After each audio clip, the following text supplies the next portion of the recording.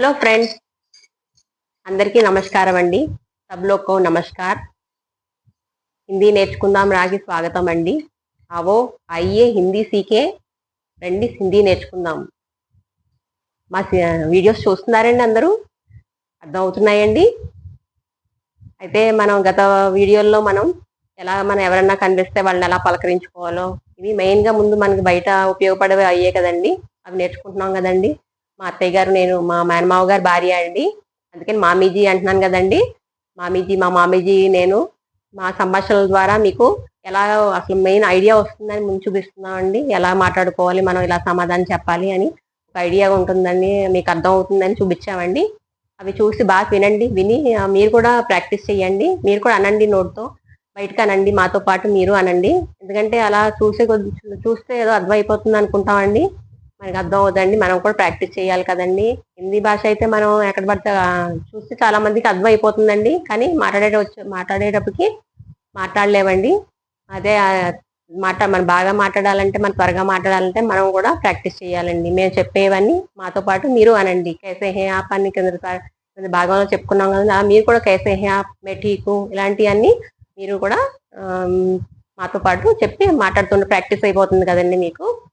అయితే ఇవాళ భాగంలో మనం కొన్ని విషయాలు గత వీడియోలో కొన్ని మనం నేర్చుకున్నాం కదండి. వాటిలోనే కొన్ని వర్డ్స్ మీకు అర్థం అవుతుందో లేదో అని, అర్థమైనాయో లేదో అని మళ్ళీ ఒక రీక్యాప్ గా మీకు చెప్తున్నామండి. ఓకేనండి ఫ్రెండ్స్, రెడీ అయినా మీరు?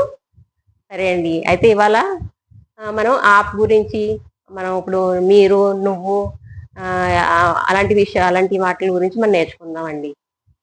సరే, ముందుగా మనం కైసే హే ఆప్ అని నేర్చుకున్నాం కదండి. ఆప్ అంటే మీరు, ఆప్ అంటే మీరు మీరు పెద్దవాళ్ళు కాబట్టి మనకి ఆప్ అని అంటాం కదండి.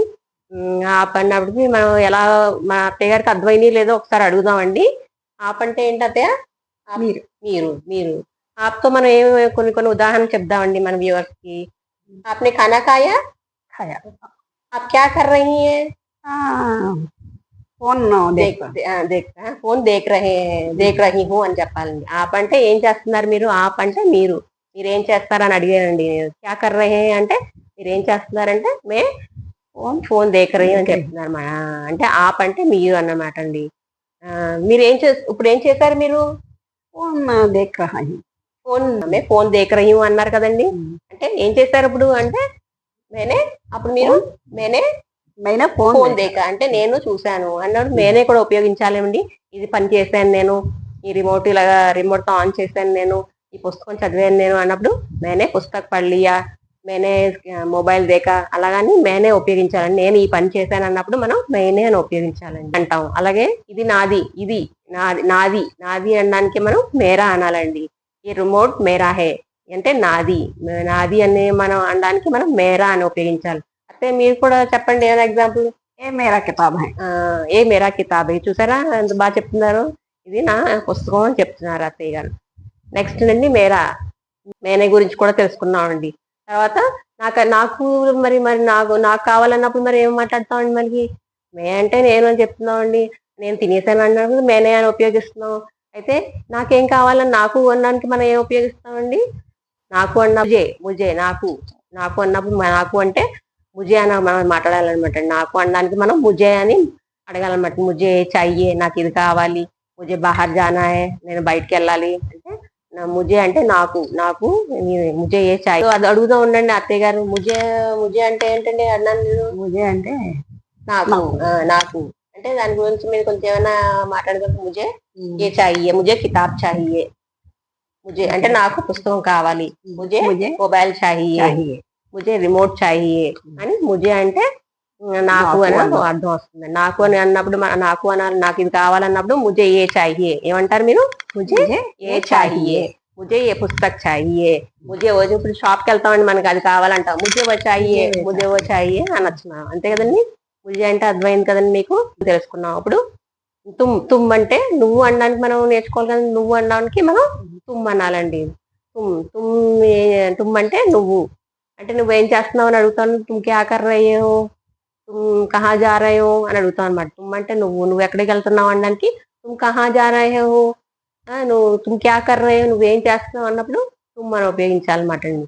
అయితే మీరు చూడండి, మీకు అర్థమైందని తుమ్ అంటే ఏంటో. తుమ్ అంటే నువ్వు. నన్ను అడగండి ఏమన్నా तुम क्या करते हो? నువ్వేం చేస్తున్నావు అని అడుగుతున్నారు. తుమ్ క్యా కర్తీ హో?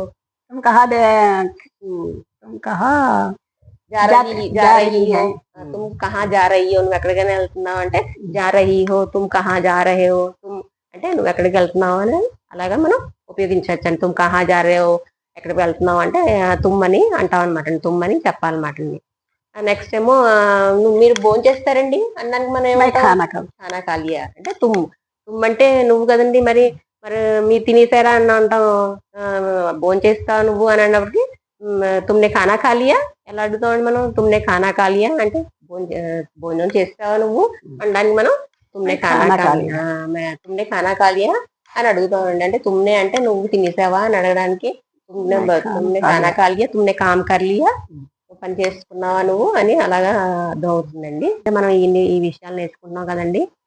మరో మరో భాగంలో మరి కొన్ని విషయాలు కొత్త విషయాలు నేర్చుకుందామండి. అంతవరకు సెలవు. నమస్కారం.